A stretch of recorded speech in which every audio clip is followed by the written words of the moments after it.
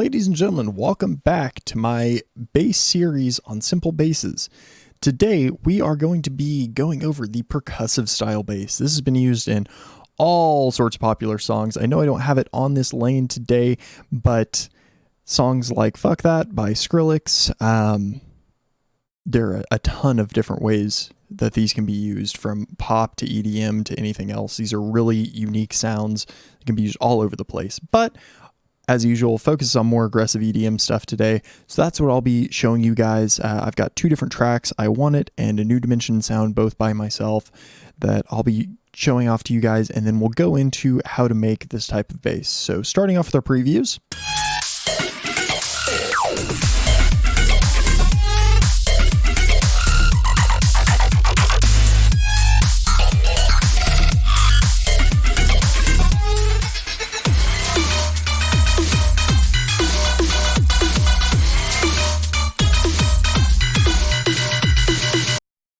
So, as I said, ton of variation between different sounds. There's a million different ways that you can make these, but the basics of it is actually super similar to our plucked basses that we went over a few videos ago.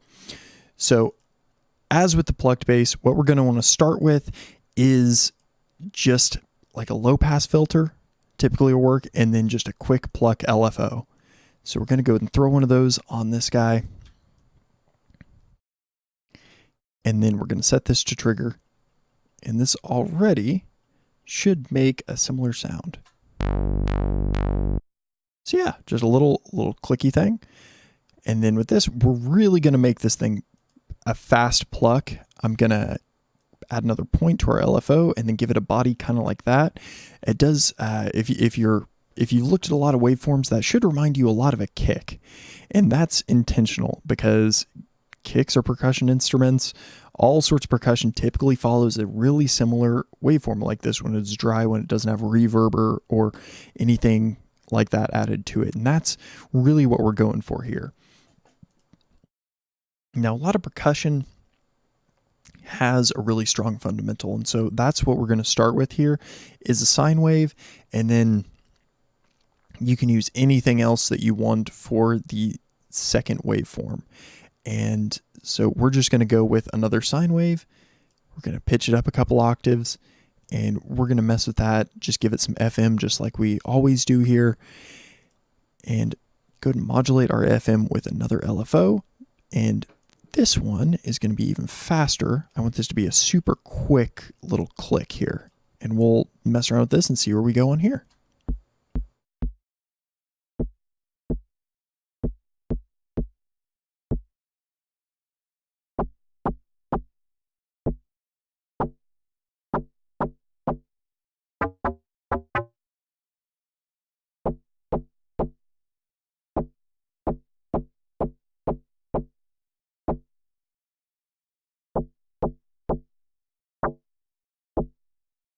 And you know what? Now that I'm actually thinking about this, I think that a square wave might work better for this, because the squares have odd harmonics, and that can make a really bell-like sound. So we'll really have to adjust our FM to make this work, but it should sound interesting.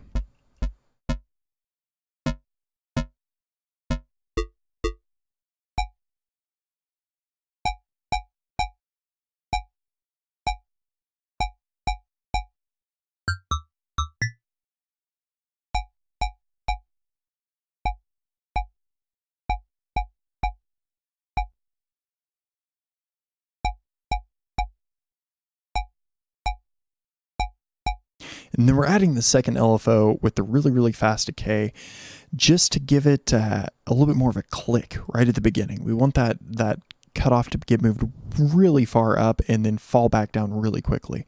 But we want it to still have a little bit of body, which is why we're following the same as the level guy here. And we're going to try some different waveforms here too, see what other qualities we can get out of this. Might add a little bit of oscillator B to give it some more interesting variety. So let's go ahead and start off by trying some different wavetables out and seeing what happens.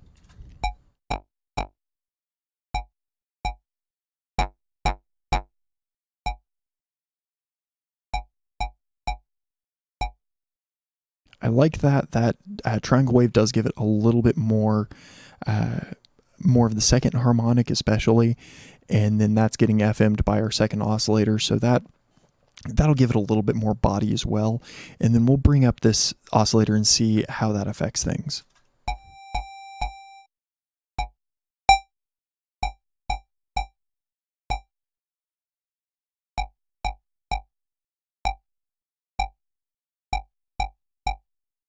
Okay, I do like the way that's sounding. We can even add in, we'll bring the sub a couple octaves up, because the sub doesn't have to necessarily act as a sub. It can act as a third oscillator, essentially just an analog one. And we'll add a little bit of this in as well.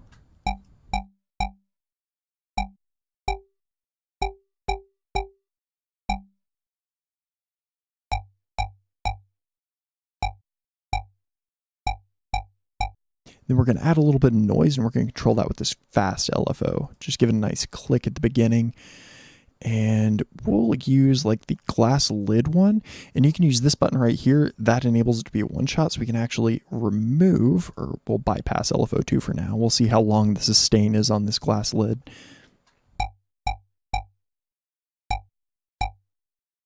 And we'll go ahead and mute our other oscillators just so we can see if this is getting cut off too much by the filter.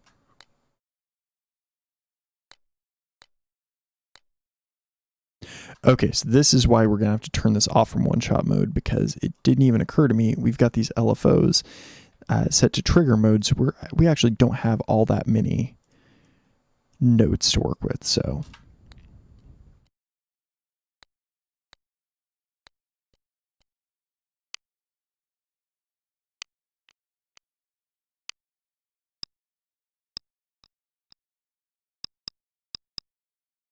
I think that'll work just fine. So we'll go ahead and keep that on there, add these guys back in. We'll adjust all their levels to make them work better with this glass lid.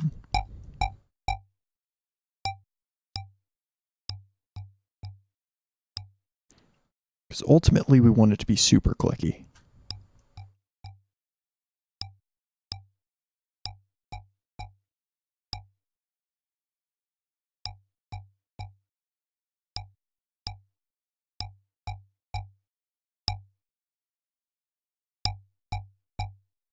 Okay, and then from here, we are going to compress our bad boy.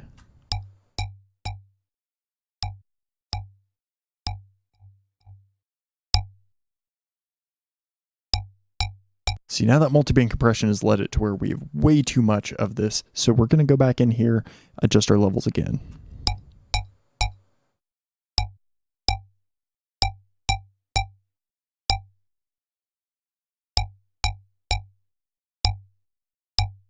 And I think upon second listen, we're actually going to assign LFO2 to the second oscillator as well. Only make it bright for the first little touch of the sound.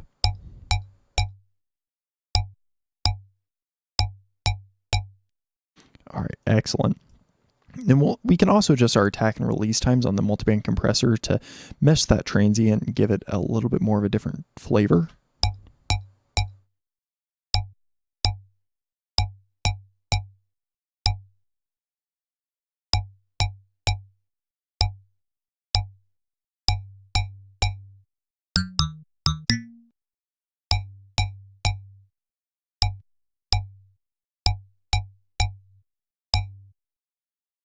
And so as you can see, messing with the release time on the compressor makes a massive difference on how much body the sound actually has. That slower release time is really giving it a lot of body. So we'll just kind of use that to modulate where our sustain is setting. I like that spot right there. Let's add in some distortion. In this distortion, we're actually going to modulate the drive with LFO2 to make that transient even clickier.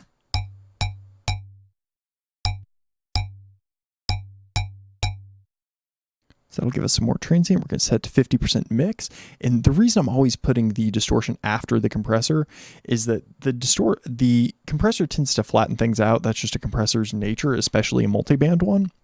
That distortion brings a little bit more life into the sound if you put it after the compressor. If you put it before it, the compressor is just going to flatten out what the distortion does anyway. The distortion just kind of helps unflatten what the compressor does, because the compressor does a really great job of bringing out the highs and some of the texture in the mids and things like that. But you get a little bit more of your dynamics back when you put the distortion after, especially if you modulate the drive on the distortion. That really helps bring out a lot of character in the sound that you're working with.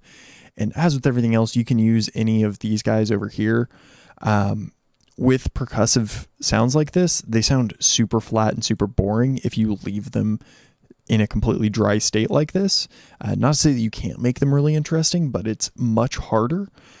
One thing that you can do within Serum to help out with the way that they sound is you can add a filter in and make it like a flanging filter or a comb filter, or some of the filters that I showed you previously from our Screechy video.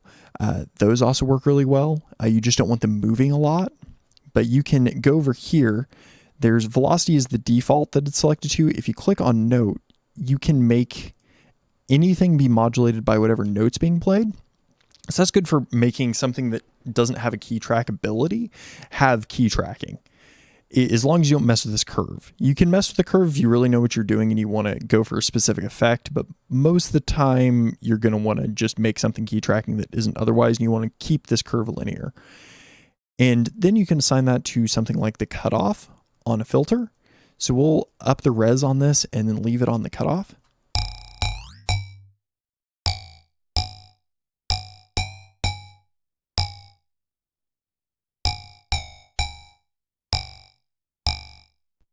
So that does give it a certain texture.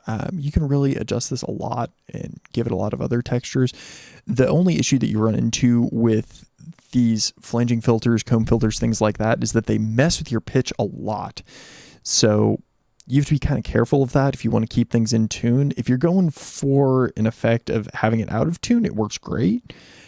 But you do want to try to keep it in tune if possible, and a good way to do that is to adjust the cutoff and hold shift while you do it, because that enters the fine movement mode for these knobs, whereas without shift you move it a lot. With shift you only move it just a hair, so it makes it a lot easier to finally pick up exactly where you're wanting a cutoff or some other selection to be on here.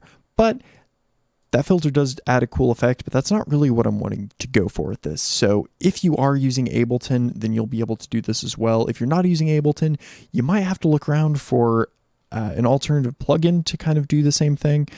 But for these videos, I'm at least going to try to keep it either stock Ableton or free plugins outside of Serum. With this though, what we're looking at is Corpus. And Corpus can make or break a lot of sounds. But for percussive sounds, they can add a lot of character and just interesting tones to it. So what we're going to do is, obviously this is in G harmonic minor. That's what we've been using for this entire series. So I'm just going to set this to G so that it resonates the best, because it tends to resonate really well if you set it to the root note, especially if your source content has a lot of your bass harmonics, or fundamental frequencies, I should say. And then give it a little bit of spread, and we're going to turn the dry wet all the way off for this, and then gradually bring it in, because it has tendency to make things really loud.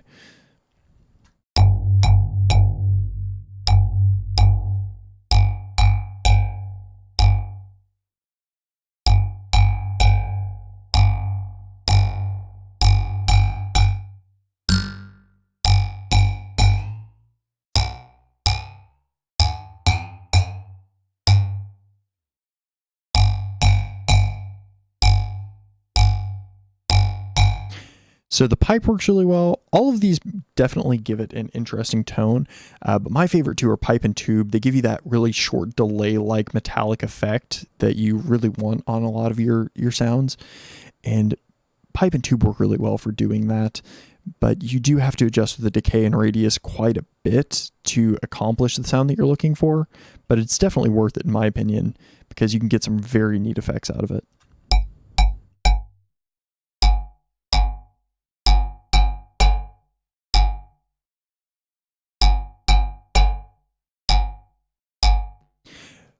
And honestly, right now, this sounds lacking just a lot, because A, I haven't added any reverb to it, which will give it space, which is what you'd really want for a slow pluck like this.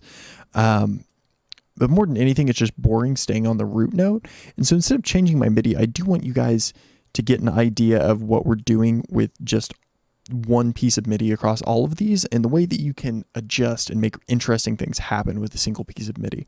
So what I'm going to do is I'm going to add 2 of the MIDI effects from Ableton, which you could accomplish the same thing just by going into your piano roll and changing the MIDI itself. But there are useful tools that you can use within Ableton in the MIDI effects section. And so the first one that I'm going to add is chords. So that keeps your fundamental note, but also allows you to add additional notes to it. So what we're going to do is we're going to leave shift 1 at 0, shift 2 is going to be +3, shift 3 is going to be +5, and then shift 4 is going to be +7. And then that is just simply adding those MIDI notes into it. So if I didn't have arpeggiator on, it would just sound like a chord. But by adding the arpeggiator directly after that, we're going to have an arpeggio going up from that chord. And I do want this set to up. There are a ton of different modes. I will cover those in some other video at some point, but I do want that set to that. And I'm going to set it to 16th notes and see how that sounds. And then go ahead and leave it on 50% gate. So let's just see how that sounds.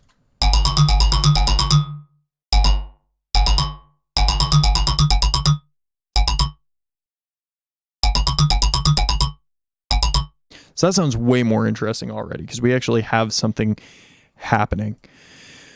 What we're going to do from there is we can add some velocity modulation in here.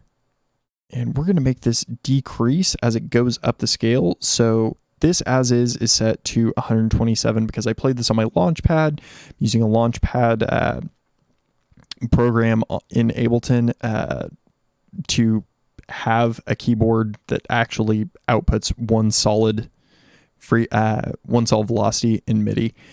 So these will all be maxed out, and then it'll descend as we go up. And now we're actually going to change our velocity mapping in this to our low pass filter, and then turn the low pass filter down a little bit. And this should have an interesting effect.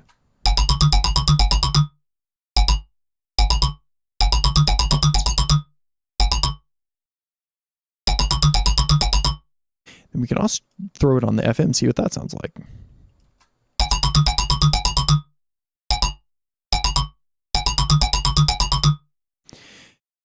Fantastic. And then from there, the one thing that, in my opinion, all percussive sounds need is some good reverb. So I'm going to go ahead and set it to this reverb send over here. And one of the free plugins that I recently have been loving has been ROM by Native Instruments. They gave this out for free. It may still be free at the time of this video coming out. You'll just have to check Native Instruments website and see. If not, the built-in plugins in Ableton are not the worst in the world. If you are going to be using Ableton's built-in ones, instead of using reverb, I would actually recommend you use Echo. Echo sounds way better, in my opinion, than reverb does, because it actually has a reverb algorithm built into it, and it doesn't sound bad. But check out Bedroom Producer's blog and just wait for Native Instruments or someone else to release one for free, because I haven't paid for a single one of these reverb plugins. I've gotten all of these for free through giveaways, through sites, or bundled with other software, things like that. So just keep an eye out. Oral River is a free one, so is Ambient Reverb. Both of those are fantastic reverb plugins if you don't already have one.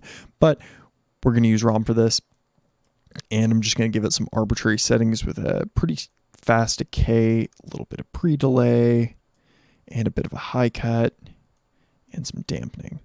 And then we'll give this a little bit of a send.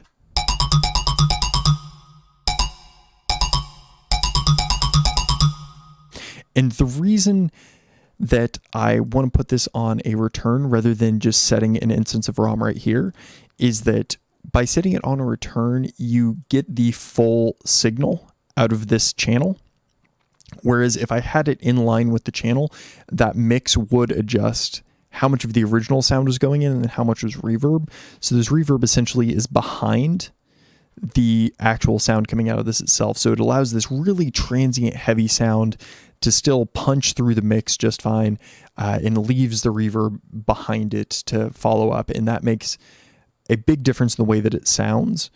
Sometimes the right thing is to put it right here on the track, but other times, especially if you're wanting a really punchy sound, it's not the right thing to do.